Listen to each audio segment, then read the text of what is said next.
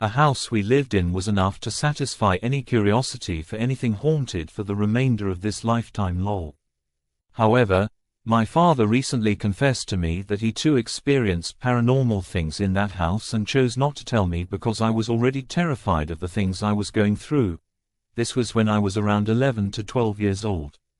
We only lived in that house for about 3 years and ended up leaving because my parents fell into hard times financially and the house was foreclosed on us. This was over 3 decades ago, but this house still continues to haunt my dreams. I find that talking about my experiences in life helps me cope, but I've shared parts of this story to people who ended up being terrified, and so I've learned to only share it with those who are actually seeking hauntings like this. So here is my story. As I mentioned, when I was around 11 to 12 years old, my parents moved the family into this new house, my sister, me, and both of them. They decided to sell one of their businesses and start a much larger one in the suburbs of Los Angeles. One of their first big moves was to buy a big enough house that they could use as a base of operations for this new company. From the beginning there were warning signs. My mom absolutely loved the house and could see the family living there, but my dad was a little concerned about the price of the house and the potential for maintenance. Furthermore, as they sold their previous business, they would be stretching themselves thin given that it was going to take time to start this new company and still survive off the money they made from the sale of their business. I won't go into details about every aspect of the house, but I will say that it was more house than we needed, and the house did have a peculiar layout. It wasn't anything horrible, but it did seem like there were modifications from the original build, and from that, I suspected something fishy was going on there. So what were my experiences? Well, perhaps the least evidential experience were the nightmares. My God, the nightmares were absolutely horrible. As a child, my imagination was already heightened. I didn't have a lot of friends, and so it was really just me, my sister, and my imagination that kept me busy. But mix that imagination with these dreams I was having, and even being awake was terrifying. I would have these dreams that this demon would come after me in that very house and hold me with some kind of telekinetic power. It usually was in the shape of a statue that we had in the house that was of Mother Mary. I remember so vividly the red eyes and the fact that it would literally come at me. Almost every night, I was terrified by these dreams. I kept telling my mom how scared I was to go to sleep at night because I couldn't face this demon.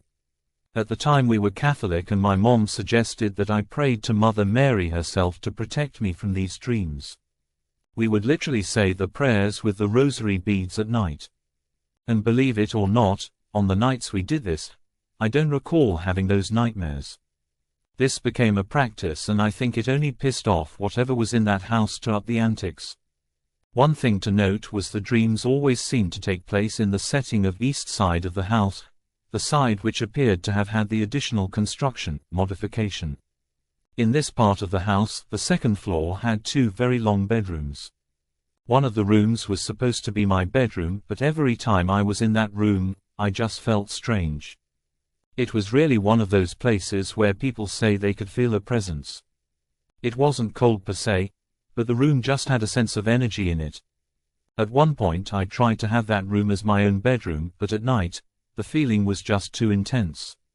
There was someone absolutely in that room and I couldn't do it. I ended up sharing a room with my sister in the midsection of the house because that room was closer to my parents and because my sister was right there with me. Again, not evidential, but I felt something there. In the other room adjacent to it, my uncle lived with us for a while and occupied the other room.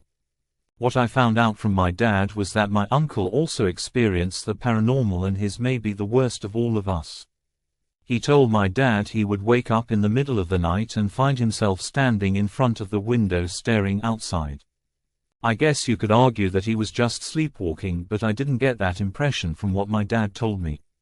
But even worse was that my uncle told my dad he felt like he was being possessed. That something was haunting him and he was losing it. Not surprisingly, he moved out not long after. Not knowing any of what happened to my uncle, I literally thought I was going crazy. Nobody else in the family told me that they sensed, saw, or experienced anything unusual. To note, I have never slept-walked before or after we lived in this house. But here I was, completely frightened that I was just in a different room. One night, I woke up in the bathroom and was terrified and so confused. But I wasn't prepared for what was coming next. The lights in the bathroom were on, and as I was trying to figure out how I ended up in there, I heard footsteps in the hallway right outside the bathroom door. It was an older house, so the floor would creak when you walked on them. At first I just thought it was my uncle waiting for me to finish using the bathroom. So I opened the door and saw that nobody was there. The footsteps were there, I heard them, but no one was anywhere near the bathroom door. So I closed the door thinking maybe I imagined it, and the second the door closed, the footsteps came back. I immediately swung open the door thinking someone, maybe my sister, was trying to prank me, and nothing. No one was there. From where I was standing, I stared into the empty bedroom adjacent to my uncle and just had this terrified feeling and ran to my bedroom to find my sister sleeping soundly and just decided to hide under the blankets. The next day I asked everyone if they were waiting to use the bathroom in the middle of the night, and no one did. Now you may think this was just a combination of sleepwalking and an old house making noises at night. At the time, no one else confessed to experiencing anything strange, so I thought it was possible I was just imagining all of this. Remember, I didn't know what happened to my uncle until recently. I'm now middle-aged. The next event was the first real confirmation that I wasn't going crazy.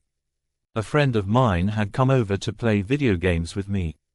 This was the time when the original Nintendo was still the biggest, baddest console. I remember we were playing Ninja Gaiden and had been at it for a while. When we finally got tired, my friend and I turned off the console and the TV and just sat there talking about the game.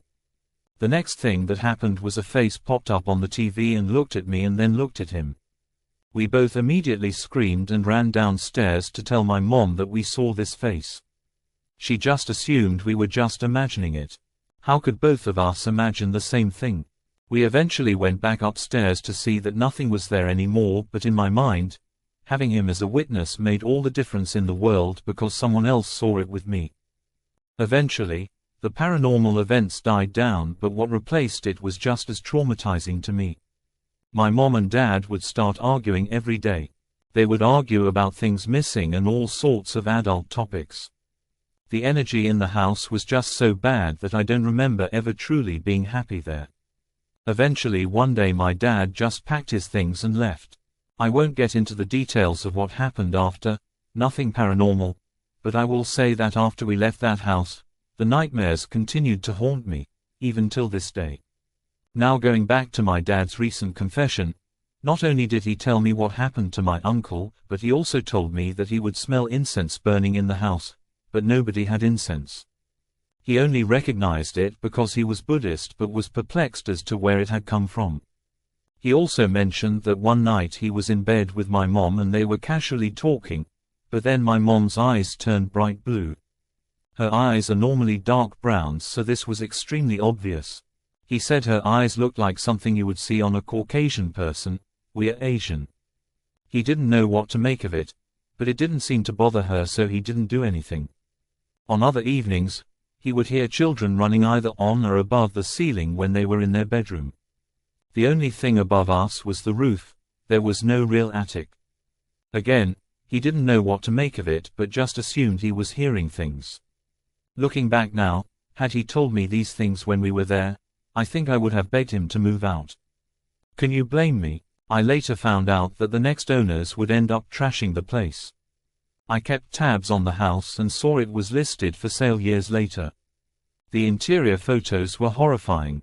Every piece of that house looked like it was trashed. The floors were stained beyond belief. The walls had stains everywhere.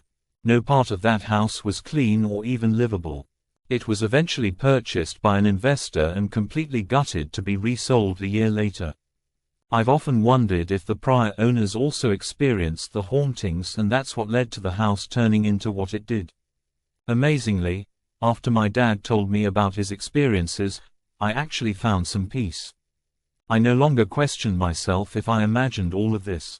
It was all real. One day I hoped to be able to find the courage to go back to that house and face whatever was there. But after reaching out to the current owners, it seems that the house now, maybe whatever was there is gone. The only thing that still seems to remain is the nightmares I continue to have as an adult.